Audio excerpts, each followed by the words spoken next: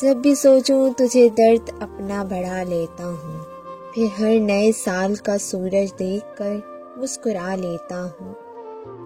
माहे दिसंबर की सर्द रातों के वादे याद करके थोड़े थोड़े अश्क आंखों से अपनी बहा लेता हूँ।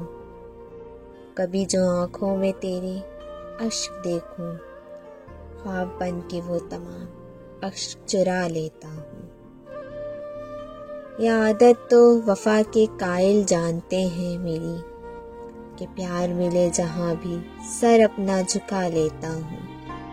जब भी कोई गज़ल तेरे नाम लिखूं, बातें लिखता हूँ तमाम मगर तेरा नाम छुपा लेता हूँ। ना समझा तूने मुझे और ना ही मेरी मोहब्बत को ये दोस्त। नया साल मुबारक, खुश रहने की तुझे दुआ देता हूँ। Happy new year.